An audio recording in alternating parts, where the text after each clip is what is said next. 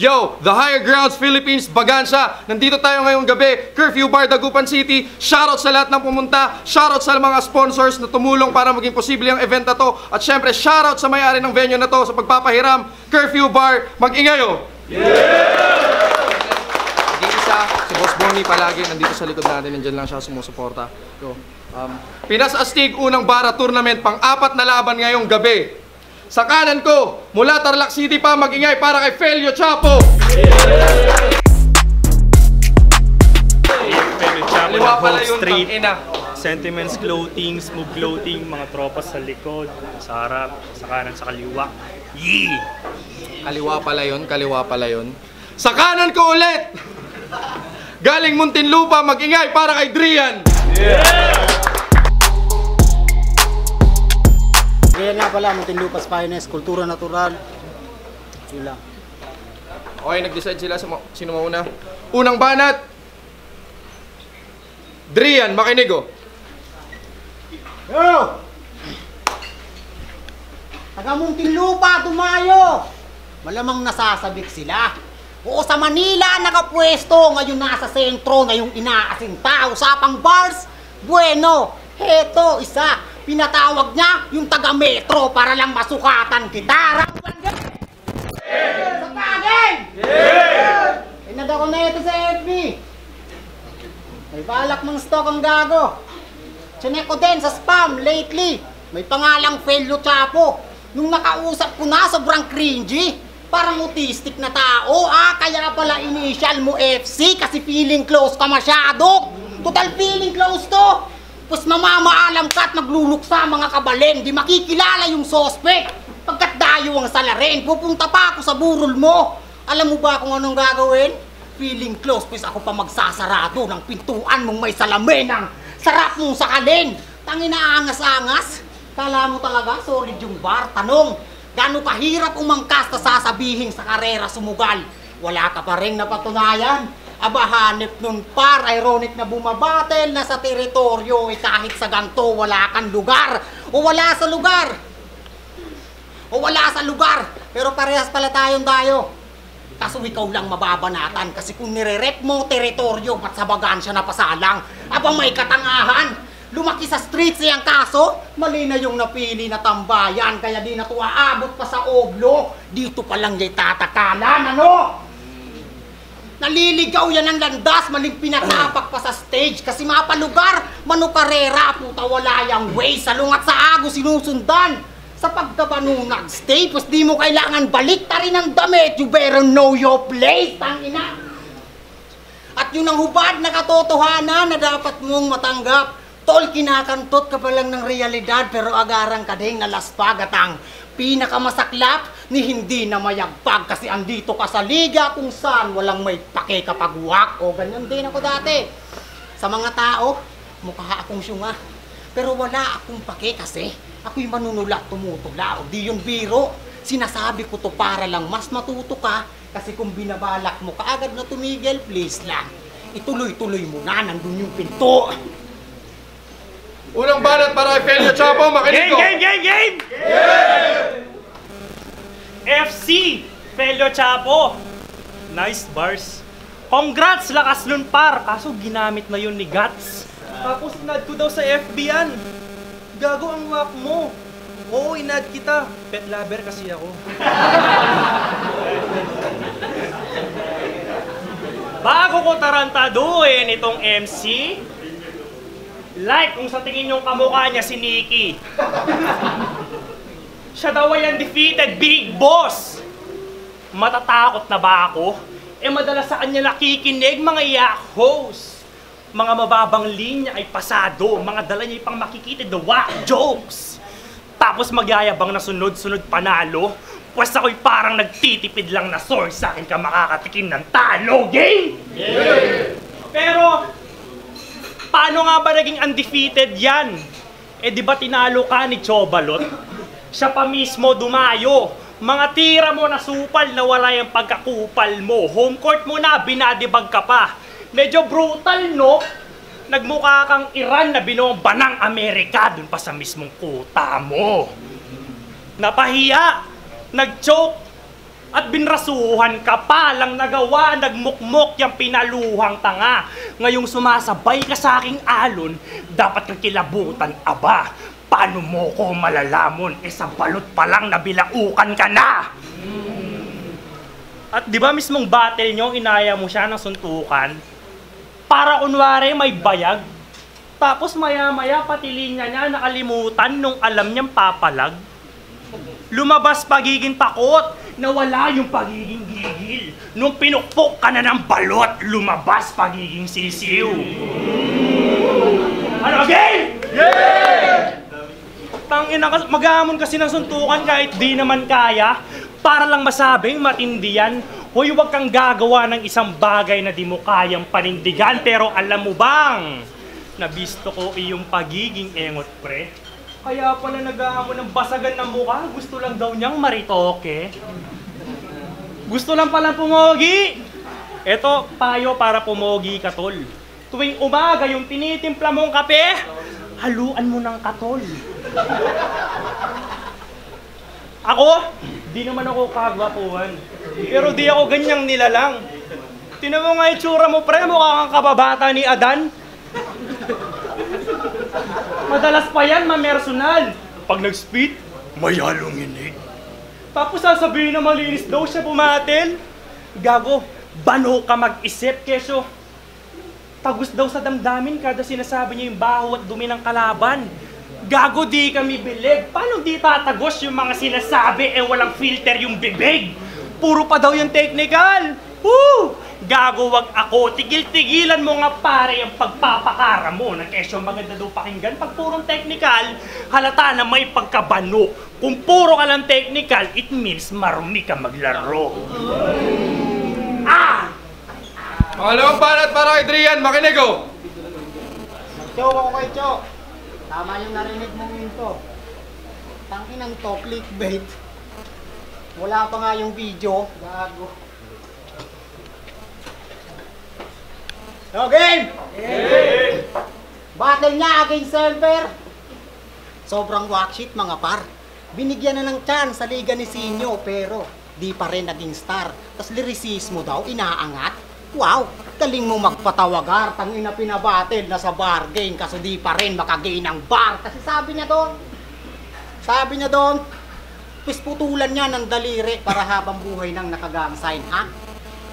Horrorcore pala hilig niyan. Tangina hawig si Nate man, pero yung stilo, plasma na level 1. Seryoso? Sarap mong tusukin sa mata gamit hinlalaki. Gago! Payag din ako magpaputol ng daliri basta yung itsura, nakapakyo, tarantado. Ito pa isa, yung Honda daw parang Rusi. Masasabi ko, hindi bay. Inang to, nandibis ng motor porket gamit niya e-bike. Payo ko sa'yo, ikay maghinay-hinay, kaya niya siguro ni-reference yun kasi di pa siya nasi-CI. Nagpaparinig sa Honda ang puta. Paano yung bahay nila? Wala sa ayos yung itsura. Yung dingding, dahon na ng saging, tas may kulang pintura, gago. Hindi, joke lang. Maganda bahay na ito. Di tatabla ng sugok. Concrete lahat, kaya komportable sa pagtulog. Yung higaan gawa sa kahoy. Ilang taon pa bago madurog. At yung basement, medyo malalim. Kaso doon na siya ihuhulog. Ano nakuha mo? Pues pasensya kung yung punto ko bitin. Tsaka paano mo makukuha kung di mo nga nalaman na agad kitang nilibing. So rest in fuck you! Ako'y evil sa battle rap. Sanga-sanga na aking sungay. Pinatay ka ng walang pagod. Yan ay tunay. So may you rest? Teka, ba't pa nga ba magpapahinga kung wala ka na rin namang buhay ganyang kahusay? Imagery at horrorcore, aking pinagsasabay. Oo, lumikha ng barang kahit sa imahe kayang makapatay. Patay! Pangalawang banat para kay Felio Chapo, makinig, laban to! Tangina, sasakyan ko daw e-bike. Sa ribat ko, nakaw to, bilangan nyo na lang 1 to 5. Nakakaya naman sasakyan nyo, kabayo 1 to 5. Tapos yung sobrang generic pa na mga bara. Tangina mo, wak ka man. Yung bara mong basement, pwede mong itira sa cameraman. Tangina yan. Napanood ko online tryout nito sa Pulo.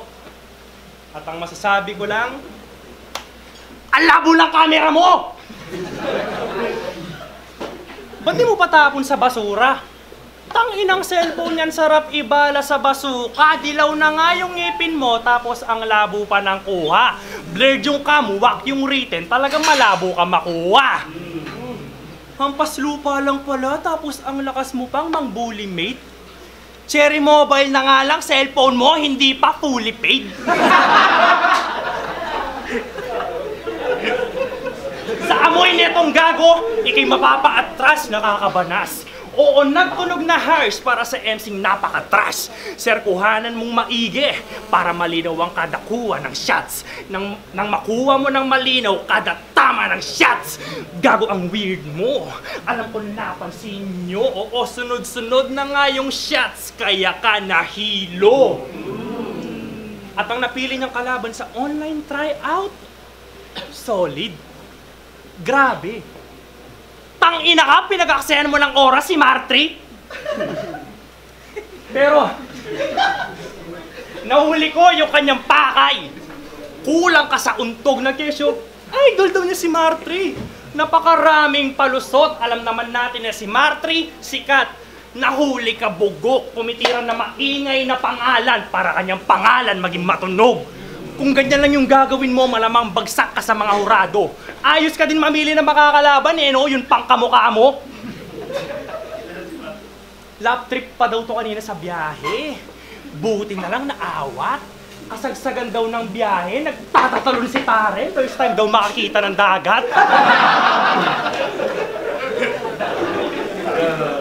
Pangit ka lang Ang baho mo pa, sarap mong batukan. Mamaya kunin mo yung TF mo kay Rich Flo Bangus dagupan!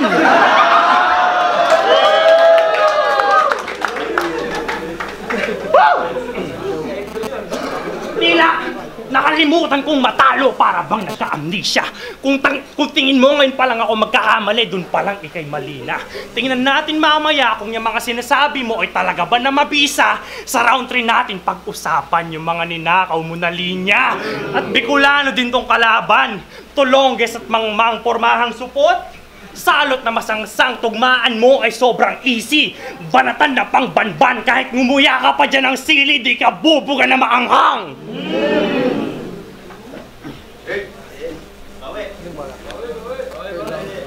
Third round para kay Adrian. Makinig. Okay. Pangalan pa lang nito, nakakagago. Tanga di akma sa'yo yan. Oo, di nababagay ang tsapo. Putya! Anong kinaangas mo dyan? Kilala kang mahina bumato. At walang pagbabago dun man. Yung kaso, behind bars pa rin tong nagpapakain tsapo. Parang si Joaquin Guzman, Kasi waka pa sumulat. Di ba pang tournament ang presence? Habang yung sulat ko may essence, talagang pasok sa barya ang tsapo. Ganyan kabigat yung sentence o sentence. Double meaning. Di mo gets? Matik yawa. Paano sa jokes? Namihasa, palibhasa. Paano sa jokes? Namihasa, palibhasa. Obses sa rhyming? De, mali ata. Kasi tugmaan, alibata. Niwala nga yung suntok na tumatama. Tas gusto pa magintala. Kaso sa mangawat na isama. Pansin niyo yung rhyme? Tanikala, parang essay may bilang. Bawat parirala. Pero tama ng multi. Ika nga, palamuti lang yan sa round. At kung gagayahin naman kita malamang, mabuboring lang yung crowd. Pero sige, di ba't left field yung stilo? Pues lumuhod ka sa harapan, sabay halik sa paanan. Paano sa napili niyang imahe siya'y pinagtatawanan? Paano sa napili niyang imahe siya'y pinagtatawanan? At isipin mo na lang na binaboy kita, buong batil lamong di uso sa akin ng Ramadan, di ba? Kita naman, sino may dope line? Kay feeling greatest of all time. Kung ubusan naman ng bala, yay panis sa 4-5. Parang Marco lang sa metal flag na tinapat sa crossfire. O CF, FC, pues babaliktad nga to pagka napul yung trigger. Parang Ash Wednesday ngayong nasa noo yung crosshair o gun bars. Pues tatamaan kahit long range gamit M200 sniper. Wala sa bridge pero patay sa tulay ang bumaksak sa river. Patan. Huling balat para kay Felio Chapo. Makinig. Game! Last na ro, Salamat. Gago ang wak mo! Gago ka ba? Nag-Ramadan reference, katoliko ka. Bugok eh, no? Wala kasing internet sa inyo, pre. Sabi ni Batas kay Range. Ngayon mapapansin nyo na nga yung Range, kitang-kita yung pagitan. Sabi niya kay Gap, paglabas ng Gap, makikita nyo pagitan namin. Uy, tangina, sobrang lame. Yung Range, pinalitan niya lang ng Gap. Tapos daming na-amaze. Sa pagnanakaw ka, nalululong. Yan ang sandata niya sa stage. Pas yung magnanakaw naman, yung makukulong, ikaw naman yung ipapalit kay Range. Sabi niya pa kay Gatsi, oh. Pakinggan nyo, ha. May 2 patay, makikita nyo sa lente. Grabe utak, ang likot. Congrats, lakas nun, par. Ginaya mo si Mot. Tapos sasabihin mo na, idol ko si Mot. Yung pagkatao mo, dapat siyang tinatawanan. Idol mo naman pala yung tao, bakit mo ninanakawan? Ngayong nabisto ko tong gago, wala ka ng panlaban, Chong. Wala kang kwenta dito, bro. Dapat matagal mo nang ramdam yun. Pansin nyo, madalas siya ninanakawan yung mga may belt. Kesyo idolo, nasan yung pagiging pandarag doon? Kahit nakawan mo pa lahat ng mga may titulo, gago, malabo ka magkampyon habang kami pagod at puyat para sa matinding battle. Tapos ikaw nagnanakaw, ayaw mo pang paawat o di kaya nagre-recycle? Magnanakaw! Aking isisigaw, boses, ito todo pa. Rich Flow, mag-ingat ka, baka pati ikaw niloloko na, tapos nananalo ka pa niyan? Pati mga judges, binubobo niya. Sa bagay, nasa Pinas nga naman tayo, alam na nga magnanakaw yung tao, binuboto pa. Ano, masakit na ba, men? Sa bara ko, ikay papanaw! Itong angle ko, parang Pinas na nga rin, umiikot lang sa pagnanakaw. Ikaw, dinadamihan mo lang yung angles mo. Pero generic, jologs, tapos umaasa na pangalan, babakat. Kada bars mo, tol, parang pok-tok lang yan kasi para sa lahat. At real talk, alam nyo bang nag-big tito? Dahil sa problema daw siya nababad. Maya-maya, humihingi na sa klolo nung naalala niyang yung upa sa bahay, hindi pa bayad. Tapos nakuha mo pang magyabang, na kesyo daw muntikan daw masira yung bubungan nila. Grabe, Kap! Paano hindi masisira bubungan nyo? Masyado kang pabigat! Ito, payo ko sa'yo para di ka na nalilito. Tuwing may problema ka, para di ka naman problema, barilin mo yung sarili mo. Pinagmukha ko lang na walang kwenta tong kalaban. Sa akin ka paharap. Problema nga di mo kayang labanan. Pag uwi nito, dun nyo na to paglalamayan. Di mo na kailangan magbigti. Rekta kang mamamaalam. Grabe yung laban na yun. Curfew, maging